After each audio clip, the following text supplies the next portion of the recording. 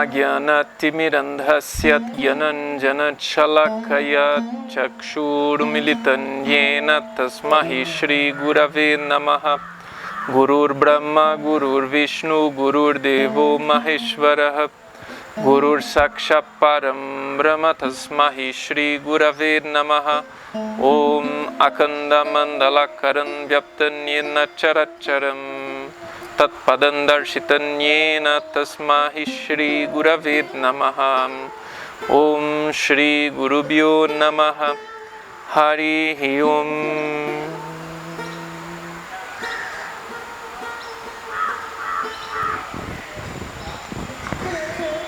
A Índia carrega na sua história um volume de conhecimento acerca de espiritualidade muito profundo. E isso vem desde o início de todos os tempos. Dentro da tradição ortodoxa da Índia, o yoga já existe desde o início da criação nesse mundo. Já veio como um manual para que o homem consiga se autorrealizar nesse mundo como um ser não material. Um ser espiritual, transcendente, mas que por algum motivo, que também o Vedanta vai discutir sobre isso, ele está presente aqui nesse mundo material para que ele tenha uma experiência de realização antimaterial, que nós chamamos de transcendência. Então essa é a informação básica que a gente se depara quando começa a estudar a filosofia do yoga, no sentido que nós somos a junção de duas energias distintas, que vem a ser Prakriti, a energia material, Purusha, a energia espiritual. Enfim, então yoga significa a realização de que nós não somos esse corpo, e sim seres eternamente conscientes e felizes. Seres amorosos, que estamos tendo uma experiência nesse mundo material. E a maior experiência que a gente pode ter nesse mundo, na qual nós se deparamos o tempo todo, vem a ser a dualidade. Já se fala de yoga por milhares de anos aqui na Índia, porém, em torno de 2.500, 2.000 anos atrás, teve um grande sábio considerado Avatar.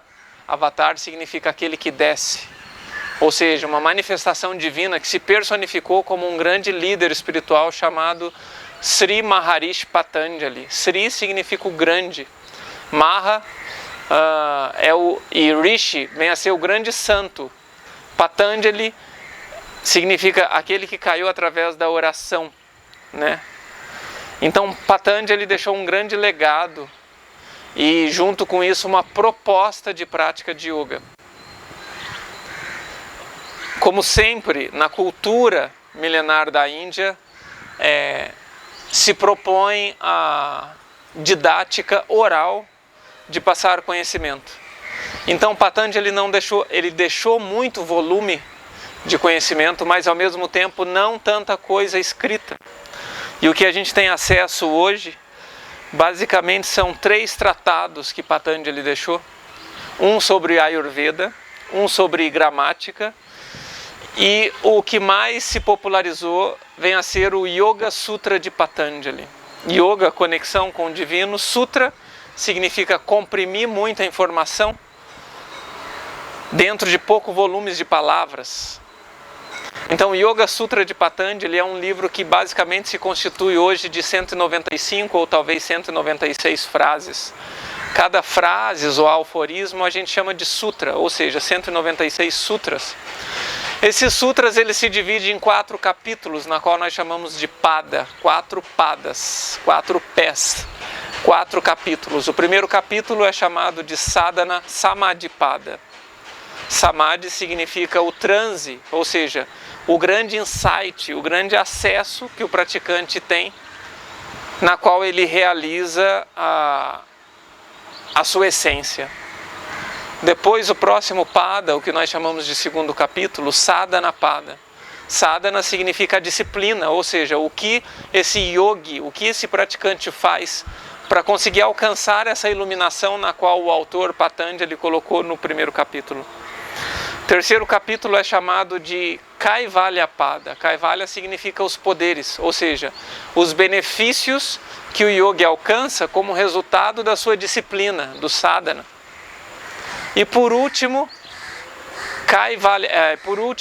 Kaivalyapada.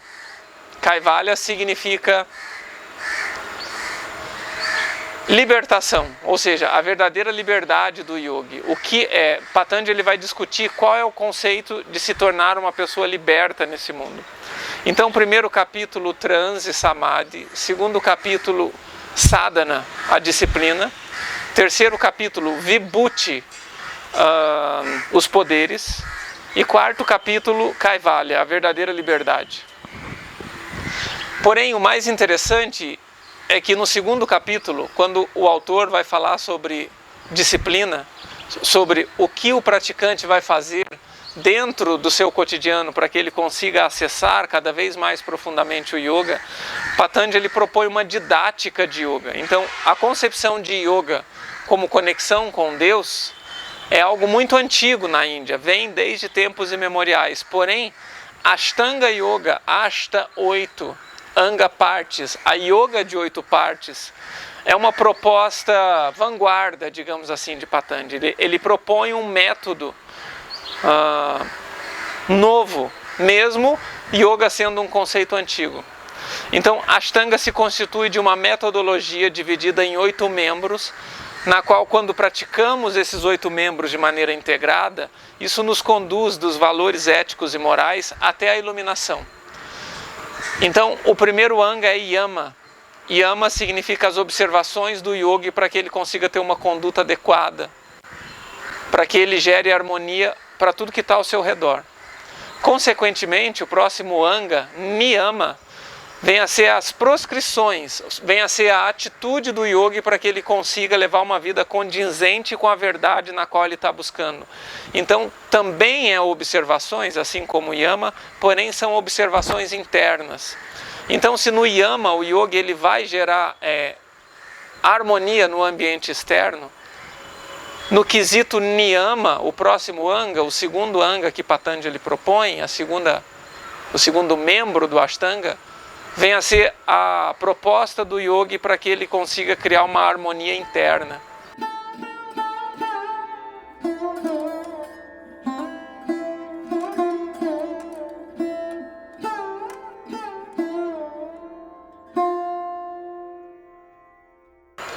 Consequentemente, o tão famoso conceito e popular hoje em dia, principalmente no Ocidente, asana, porém, quase sempre se traduz asana como posturas psicofísicas respiratórias, mas asana significa assento.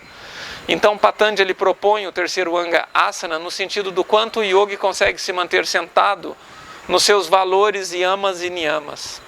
E também se traduz asana como posturas físicas. Por quê? Porque essas posturas físicas dentro dessa metodologia yoga vai trazer como consequência para o praticante o exercício de equilíbrio entre firmeza e conforto, para que ele consiga dar conta de levar à frente não só as suas responsabilidades materiais, mas também conectadas com a sua busca espiritual. Então, Stira Sukha Asanan, por exemplo, quando Patanjali fala no Yoga Sutra, que um bom asana é o equilíbrio entre firmeza e conforto, Patanjali está expressando que para que você consiga se manter firme ou sentado na sua verdade espiritual e também no seu dharma, nas suas responsabilidades materiais, exige de você um equilíbrio entre firmeza e conforto. E nós exercitamos firmeza e conforto no processo de praticar asanas como posturas físicas. Porém, o conceito de asana mais profundo vem a ser asana como assento, de se manter sentado na sua verdade. Logo após, pranayama. Pranayama significa controle da sua energia vital, ou seja, nós não somos constituídos apenas de matérias. Então, entre a constituição matéria e a essência que somos, Atma, existem diferentes camadas, e uma dessas camadas é o que o yoga nos ensina, chamado Pranamaya Kosha, que é a nossa camada de energia etérea, energética. E o controle dessa energia ela é crucial para o nosso desenvolvimento espiritual. Porque quase sempre, pela falta de conhecimento, nós esvaziamos a nossa energia, o nosso prana, a nossa vitalidade, no desgaste pela busca da satisfação material. E o yoga nos ensina a reter essa energia, conduzir essa energia para o alto, para que a gente consiga direcionar a nossa potencialidade divina, chamada Shakti, essa energia espiritual, para o nosso campo intuitivo. Então por isso se chama Hatha Yoga, união do Sol e da Lua, que é conectar a nossa potencialidade espiritual com o nosso campo intuitivo. Enfim, logo após Pranayama, Pratyahara significa concentração. O quanto o yogi consegue se manter sentado e voltado com a sua energia para dentro. Pratyahara significa pegar toda a sua energia que vai para fora e voltar com ela para dentro, que basicamente se inicia quando nós voltamos o olhar para dentro, voltamos a nossa audição para dentro, voltamos o nosso tato para dentro. Então toda vez que nós voltamos a nossa atenção para dentro através de uma busca espiritual, isso se chama Pratyahara. Logo após Pratyahara vem a ser a concentração profunda, a concentração no verdadeiro eu, a concentração no sagrado que existe em mim. Então Pratyahara significa concentração.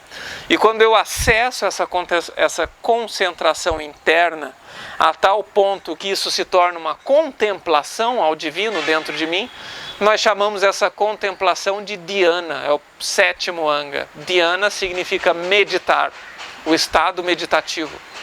Ok? E por fim, quando essa meditação ela se torna profunda a nível de nos dar acesso a descoberta de quem realmente nós somos como essência espiritual, isso se chama no yoga samadhi, a iluminação. Então essa é a constituição de Ashtanga Yoga. Porém, com o passar do tempo, diferentes líderes, assim como por exemplo o Patabi Jois, ele transformou, ele codificou, digamos assim, todo esse embasamento filosófico numa prática física na qual ele recebeu do seu guru Krishnamacharya. E por isso nós chamamos hoje essa prática física de asana de Ashtanga Yoga. Porém, essa prática física, ela se fundamenta nesse conceito filosófico, no sentido que quando nós possuímos uma disciplina diária dentro dessa didática formal e tradicional de asanas, gradualmente nós cultivamos todos esses angas internamente. Então, num primeiro momento, Ashtanga Yoga parece ser asana, mas com o passar do tempo e a maturidade do processo, a Ashtanga Yoga fala muito mais de desenvolvimento espiritual do que necessariamente um processo de alongamento e força física. Espero que vocês tenham conseguido entender um pouco. Namaskar.